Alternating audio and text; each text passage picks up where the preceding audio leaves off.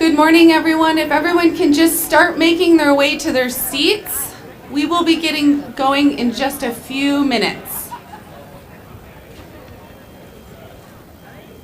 Uniform personnel, fall in! All white hats to the front.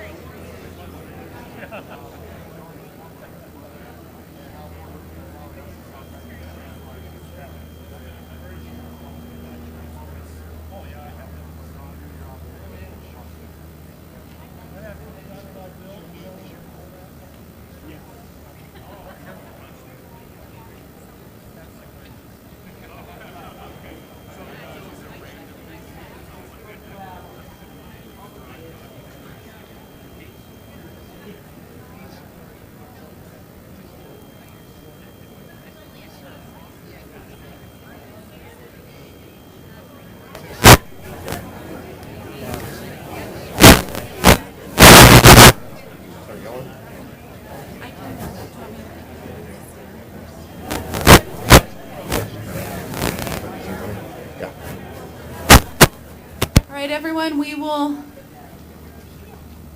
begin our ceremony. Will everyone please rise as we begin our ceremony? Thank you. All uniform personnel, lock hands, move! My major, by your command. Ready? 1, 2.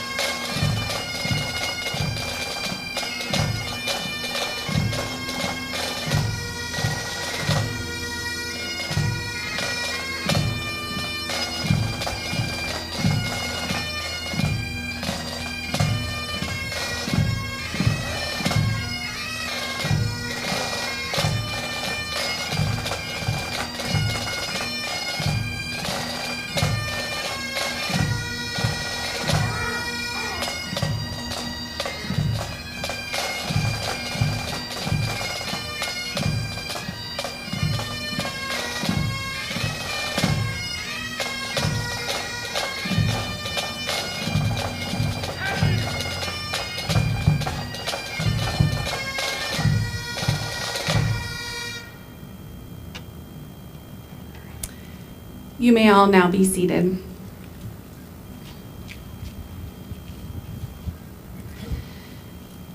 As we begin our ceremony this morning, we want to start by thanking you all for attending this special dedication as we memorialize a piece of steel from the tragic events that happened on 9/11. It is now my pleasure to call up Fire Chief Bob Baker, Chief of South Metro, along with some of our dignitaries who will be saying a few words, with Kevin Vargas, Regional Director for Senator John Hickenlooper's office, who will be reading a letter for the Senator. Please come forward. Along with Colorado House Representative Hartsook from District 44, who is also a retired U.S. Army veteran, retiring with honor and distinction as Lieutenant Colonel, and who also sits on the House Education and Finance Committees, as well as the Legislative Council for the state of Colorado.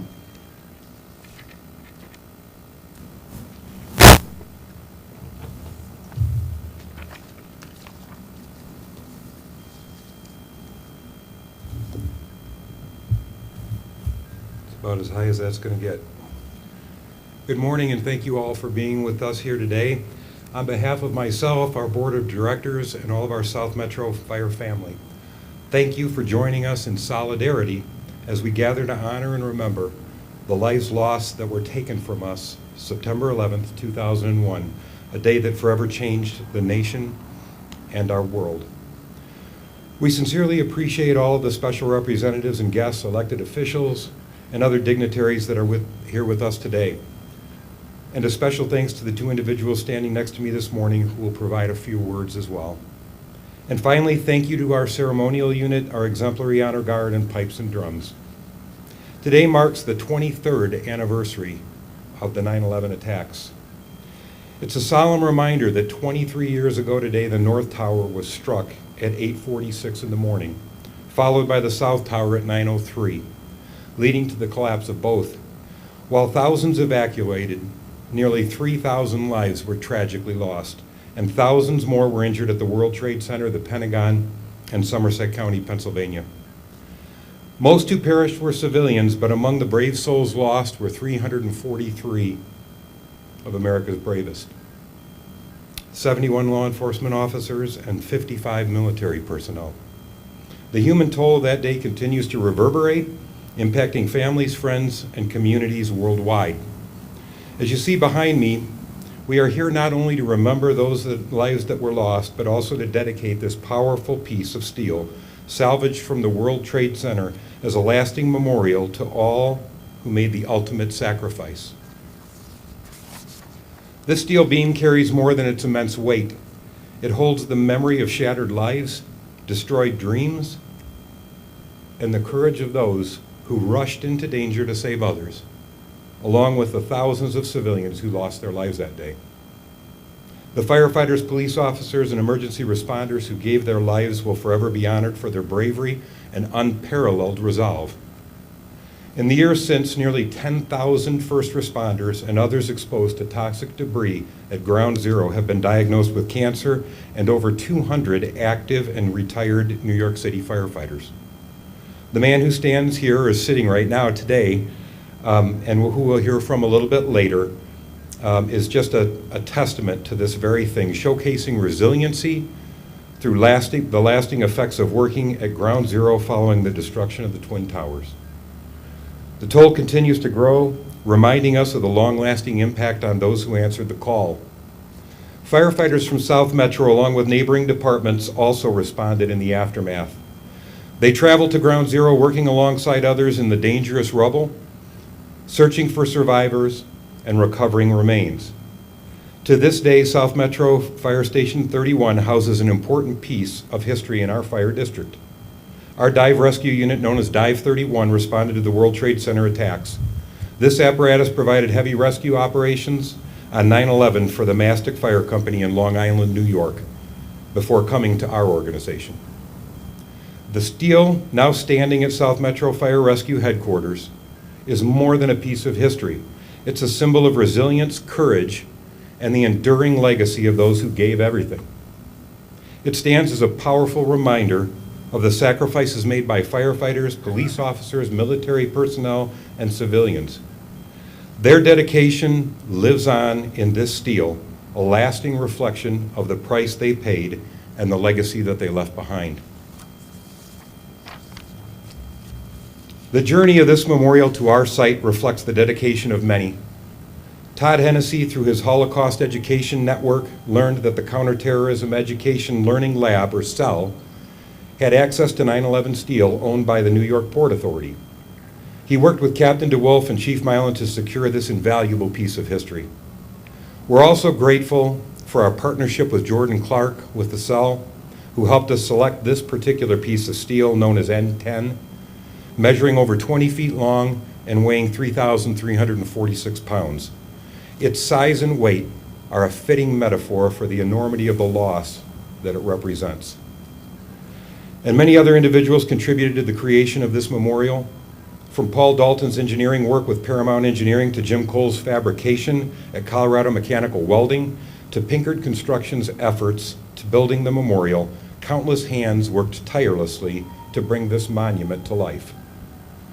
This memorial is not only a tribute to those who perished, but also a reminder that we must never forget the courage of our firefighters, police officers, military personnel, and civilians who gave their lives. We also honor those who continue to battle the lasting effects of their service. This steel is more than a memorial, it is a promise to remember, to honor, to ensure that the legacy of those who perished, as well as those who continue to fight, lives on. Their sacrifice, their courage, and unwavering resolve will always be remembered. Thank you. I'd like now to pass it over to Kevin from Senator Hickenlooper's office and Representative Hartsook to say a few words.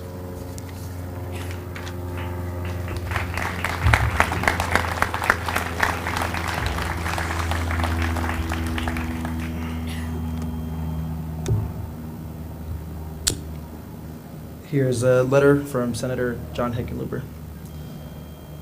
Today we gather to remember and honor the lives lost on September 11, 2001, a day that will forever shape our nation's history. We will never forget the 2,977 men, women, children, and first responders who lost their lives and the families left to pick up the pieces when their loved ones never returned home. Let this be the day of an opportunity for all of us to recommit to the values that define us: courage, compassion, and the unwavering spirit of justice. We stand together, not just to remember, but to ensure that no event happens ever again. Just as we remember the loss and the tragedy on this day, we should also honor the unity and heroism that rose from it.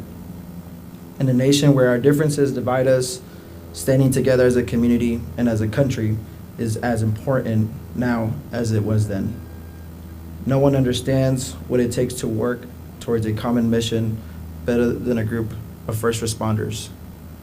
Thank you for your dedication to our community, for embodying the spirit of resilience that makes our country stronger. May we continue to work together side by side. Thank you.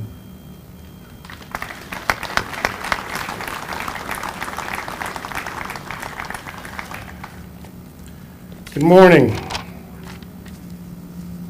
It's a beautiful weather, not unlike it was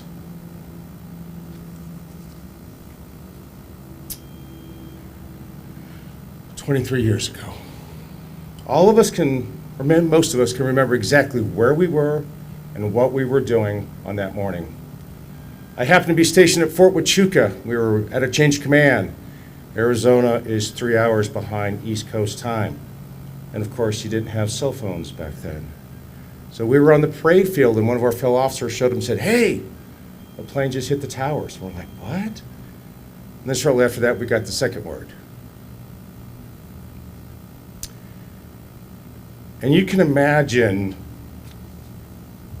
what everyone was thinking. It wasn't an accident. We knew we were under attack, but we didn't know what was going on. But for the men and women that sit over here to my right, and for the men and women back there in New York, they were fighting it. That was their battle cry. They were called to respond. They were going towards the danger when everyone else was running away. Any sane person runs away. Their battle cry was to run into the building.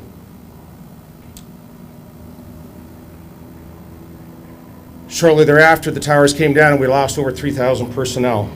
You just heard the numbers from the chief. After that, I would go on to deploy Iraq and Afghanistan, and I would lose friends in the combat missions. One of those missions, I happened to serve with several personnel from the New York National Guard, and they knew people. They had friends that were in that tower. And they shared some of their stories. But for these men and women and the new recruits that are in the red sitting back there, they kept fighting. And to this day, they keep fighting. There's diseases, there's cancer, there's all kinds of things that came out from working there, but that didn't stop them. Selfless service is a hallmark of these men and women. It's their values. That's what they serve for. They serve our community here. They serve every single one of us sitting in these chairs and every place they ever respond to.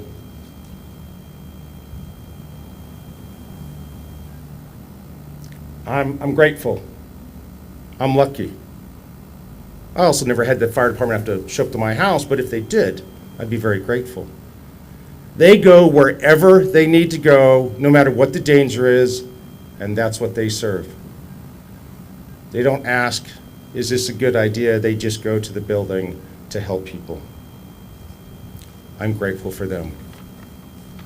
God bless them, their families, and our great nation. Thank you so much.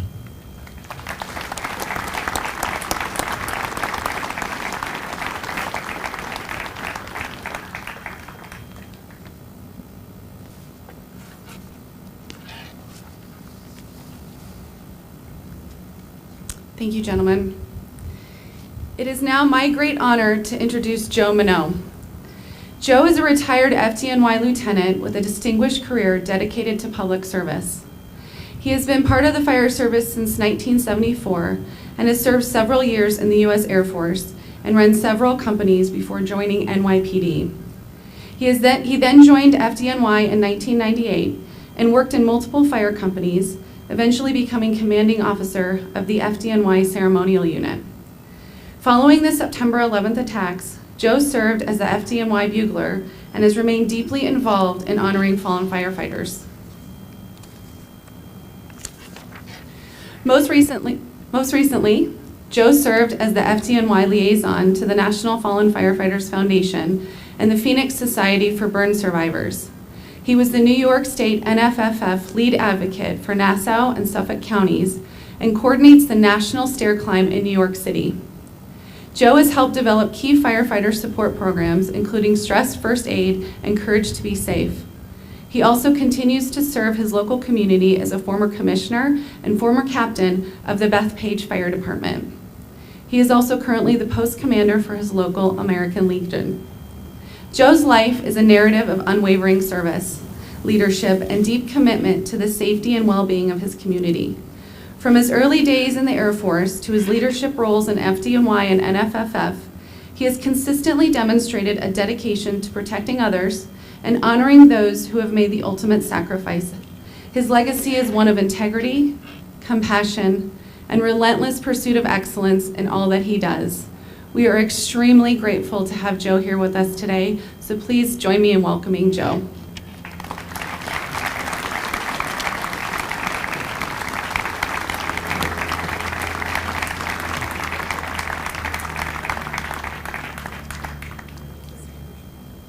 Thank you. Thank you. Good morning, everyone. It's hard to believe 23 years has passed. And over the 23 years, life has taken me places, with people, meeting people, from the beginning of all the funerals to today. My first funeral that I attended, there was no bugler. And I went up to the officers that were running the funeral. I said, hey, how come you don't have a bugler here? You have a bagpiper, only one, but what's going on? He goes, well, we have another funeral going on. So I said, well, I played a trumpet. He said, so do you have it? I said, no, I came here to pay respect. So after that, Jules Pontequervo and myself, we started doing all the funerals, and we brought Bobby Sachi on, and we had too many to do, so we brought on some high school kids and some NYPD, and I was also a police officer, so they were my friends, so they were more than happy to oblige. But one of the things that that I took out of all the funerals was that there were people from all over the country coming to help us, to help the FDNY rebuild, to help the FDNY through our trauma of losing 343 members, not just firefighters, but members of the FDNY. One of my big takeaways was a school bus pulled up, and then a coach bus pulled up, and there were German firefighters on vacation. They were coming to New York just to say hi and explore. Little did they know, or maybe they did, that they were going to become part of the review of funerals and pay homage to all the FDNY people that lost their lives. They brought their uniforms. Why? I to this day, I still don't know. We speak once in a while and say, why'd you guys bring uniforms? Like, well, we're proud to be firefighters. We're very, very, very proud to be firefighters. And that stuck with me through all the years, and there's a resilience in that no matter where you go in the world, we're one fire service. And what do? We go places, the chief was saying, we go places that other people don't want to go. We go into your house. We don't care what you look like. We don't care what language you speak. We're there to help you in your time of need, whether it be a car accident, a chemical spill, a burn. It doesn't matter. The fire service is there to help. And in 9/11, that was no small feat. I was part of the National Fallen Firefighters Foundation when I produced a documentary with the help of some friends, Rob Maloney, Danny Milia, to tell a story of resiliency, of how the FDNY grew and changed. And I listened to 54 people tell their stories of where they were on 9/11 and how they changed from that time till when we recorded it. When I got home, I had to listen to the 54, 55 hours of them speaking over and over again. So besides the 55 hours of sitting in a room listening to everybody tell their story, I had to listen to it over and over again. And what I took out of it was, yes, a lot of pain, a lot of suffering, but there is a growth, there is a resiliency, and the homage that these men and women pay to the rest of the country and the world for helping them out. The wildland firefighting community stepped up and said, yeah, FDNY, you have a problem. You have a problem. Your communication system is horrible. So can we help you out? So we said, yeah. And then let's fast forward a little bit. Colorado lost somebody that responded to New York City during the COVID times.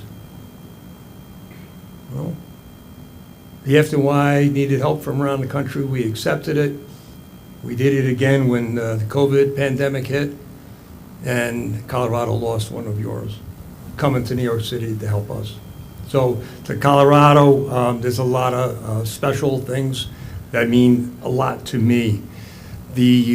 Right now there's a stair climb going on at Red Rock Amphitheater, which is a beautiful place, beautiful, beautiful place. But the steering committee, I believe there's 6 gentlemen that started it.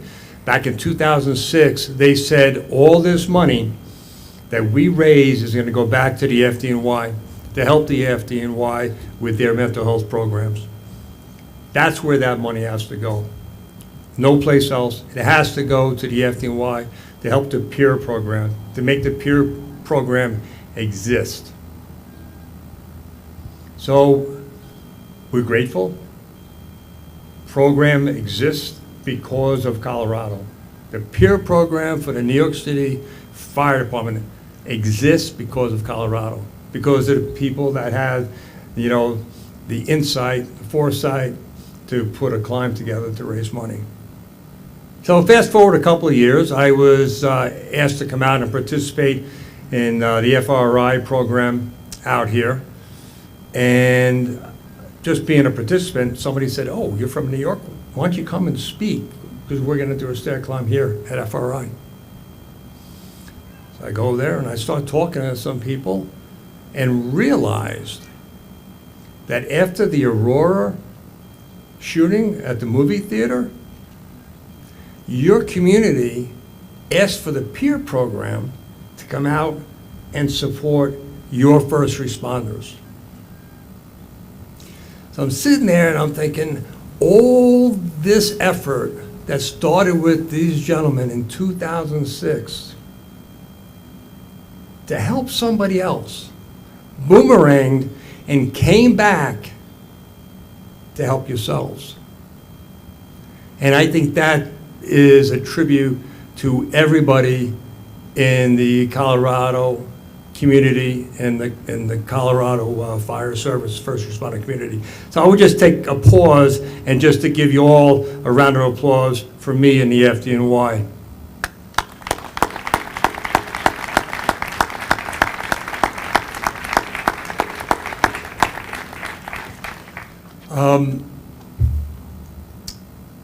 When I was doing a conversation with Kevin about coming out here, I had no idea how beautiful this monument here is.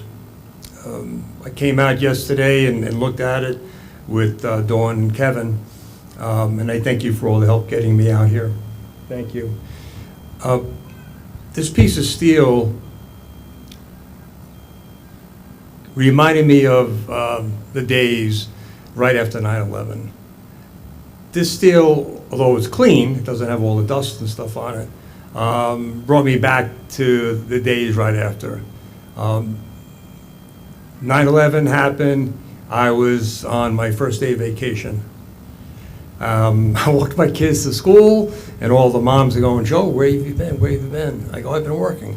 "But you got me now, I'm on vacation for 2 weeks." I walk in the house, and my wife says, "Hey, I'm on the phone with my mom.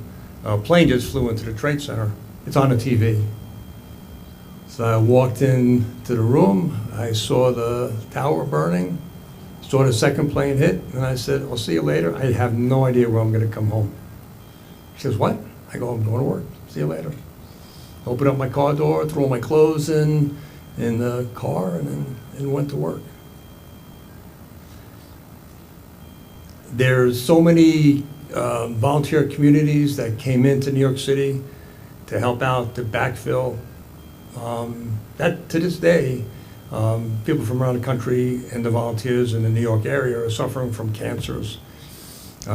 Our job as firefighters, regardless if it's the World Trade Center or what we do every day responding to a call, puts our lives on the line. So I pay homage to those people that backfilled, the people that came in across the country.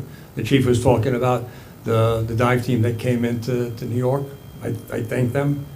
But what you have to do for yourselves and for your families, for your wives, for your husbands, for your children, for your families, is take care of yourselves. Make sure your gear is clean. That macho stuff is gone. Stay strong, but the macho stuff of looking dirty is gone. The federal government has listened to our leadership, our legislatives, and said, yeah, the fire service needs help.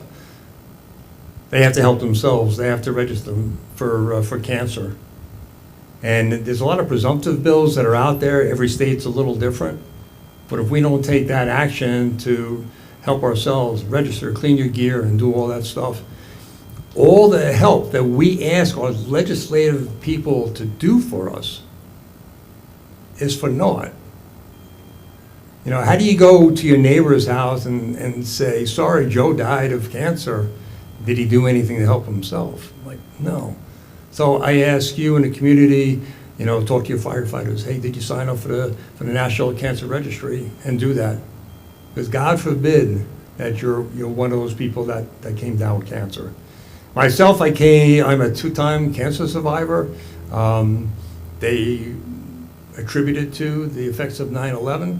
I'm good now. I feel pretty strong, pretty healthy. I'm not going to be climbing Red Rock, but I'm still here. I still like to go to see a concert there. I heard it was a great show last night. But I thank everybody from the bottom of my heart, for everything that you've done today, that you've done over the last 23 years. Chief, I thank you for assembling such a magnificent team of people to keep the fire service strong. You have new recruits that climb today. Amazing, amazing. You have an organization that stands head and shoulders above everybody else. And I'm not taking anything away from anybody.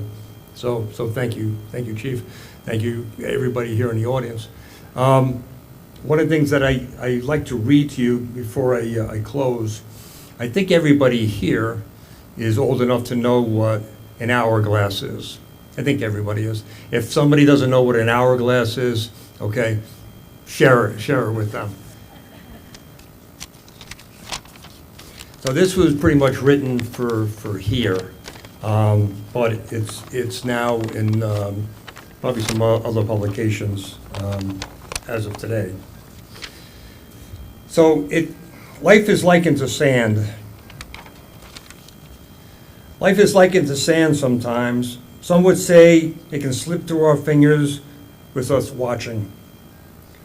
But I have another view of sand when it comes to life. In days of old, hourglass sand was used to mark beginning and the end of an event. The hourglass has 2 sections. One section, the lower section, holds the sand. The upper part stays empty, except for small granules refusing to fall without a gentle nudge. Between the 2 parts rests a narrowing piece. Both sections of the hourglass and the narrowing are one beautiful piece of glass. This glass was made by the ingenuity of past generations. The lives we remember were marked by the quick movement, an inversion of the hourglass, if you will. Life and time has begun for them. Our lives had a few new elements added to their universe. The difference in remembering the lives lost on September 11, 2001, and illnesses due to the World Trade Center related diseases is that time ended short of their planned sand cascade. The game of life ended too soon on account of some misaligned belief. It is still my belief that the future generations of lives will indeed run their hourglass sand to the determined end. With all luck and faith in the world, their lives will be the stubborn granules of sand that refuse to fall, ending their journey with us. I know we cannot restart their lives at their cascading sand stops. We can live our lives fully, as our loved ones would want us to. I ask you to never look at your hourglass. Put it away. Forget it. And if your lives are blessed to have hardy sand strong enough not to fall, embrace it. Pay it forward to your family and friends. Thank you.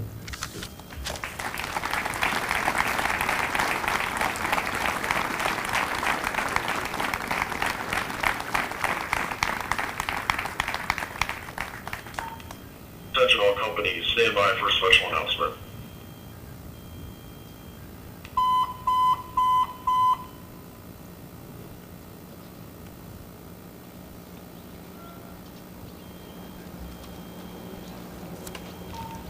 Today marks the 23rd anniversary of the terrorist attacks on the United States and the World Trade Center, the Pentagon, and Shanksville, Pennsylvania. The world changed that day. The fire service changed that day. Let us never forget the heroism that occurred on the plains. Let us never forget the selfless and compassionate acts of our fellow men and women. let us never forget the 343 at Bethany-NY.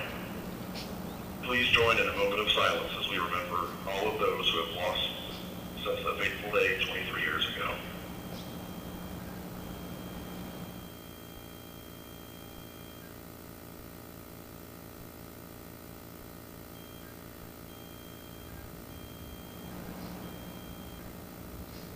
The American Fire Service is ever-changing, yet is steeped in traditions that date back to 1736, when Ben Franklin founded the Union Fire Company in Philadelphia. South Metro Fire Rescue has honored these traditions for 23 years with the ceremonial unit performing their inaugural ceremony on September 8th, 2001, at the South Metro Fire Rescue 50th Anniversary Gala. 3 days later, our world would change forever. Since then, your ceremonial unit has honored members of the fire service, law enforcement, and military at hundreds of ceremonies nationwide. One tradition that has transcended all ceremonies is the sounding of the bell, used in the present day as a symbol which reflects pride, tradition, and respect to those who have given so much and those who have served with honor. In the past, as firefighters began their tour of duty, the bell signaled the beginning or the end of that tour. Additionally, each alarm was sounded by a bell which called these firefighters to their place, their lives in jeopardy for the good of their fellow citizens. When the fire was out, it was the bell that signaled the completion of the call. To symbolize the devotion these firefighters had for their duty, a toll of 3 rings, 3 times each, was given when their duties had ended. Today, we are here to honor the 343 firefighters from the FDNY that were lost, 71 law enforcement officers, 55 military personnel, 40 passengers aboard Flight 93, 184 victims at the Pentagon, and the 2,136 civilian victims at the World Trade Center, all of whom died on September 11th. And now, 364 more FDNY members who have been lost to 9/11 related incidents. To the firefighters, your families, the military, and civilians who were lost that day, you are always in our thoughts. You will forever be in our prayers. We shall never forget your sacrifice. A special toll of 3 rings, 3 times each, is now given in your sacrifice and honor.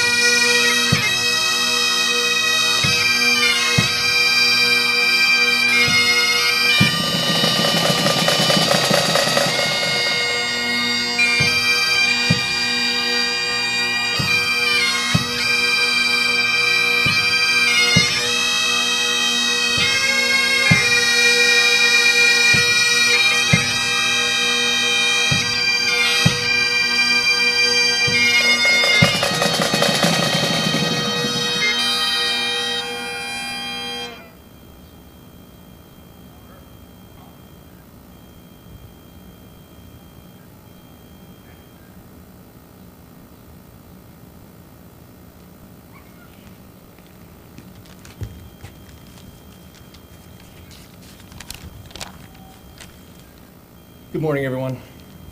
My name's Dusty King. I'm one of our C Shift line chaplains. Today, as we come together, we're doing more than just placing a piece of the Twin Towers in our memorial garden. We're remembering a day that's changed us forever. This piece of steel is more than just metal. It's a symbol of the bravery and losses of September 11th, 2001. On that day, while many ran from danger, countless heroes ran towards it. Firefighters, police officers, first responders showed us what courage really looks like. And then there were those who worked tirelessly at ground zero. Their dedication didn't make the news every day, but they kept going, clearing the rubble and bringing peace to families one piece at a time. This steel also reminds us of the pain that's still fresh for many. Losing someone leaves a void that time can't always fill. We're here to remember all of it. The pain, the bravery, the resilience. Let's honor them in living with a little bit more courage and compassion, just like they did every single day. Let's close in prayer. Dear Lord, today we feel the weight of what happened on September 11, 2001. We ask for your comfort and strength as we honor those memories and the people we lost. Bless this piece of steel. Let it remind us of what we've overcome and what we still carry. Help us keep the spirit of those heroes alive with courage and kindness in all that we do. Bring peace to those who are still grieving and help us to find the strength to move forward together. Amen.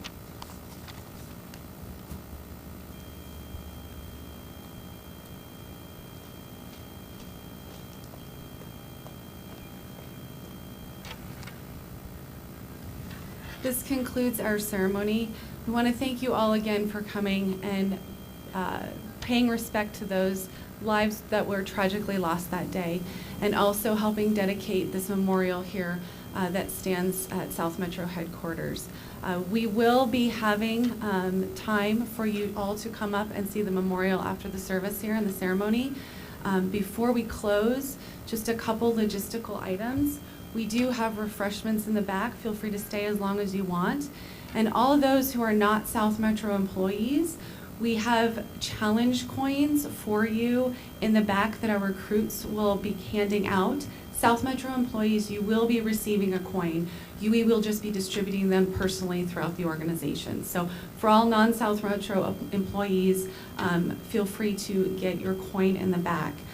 If you all will please stand while the honor guard and pipes and drums are released and all uniform personnel are dismissed.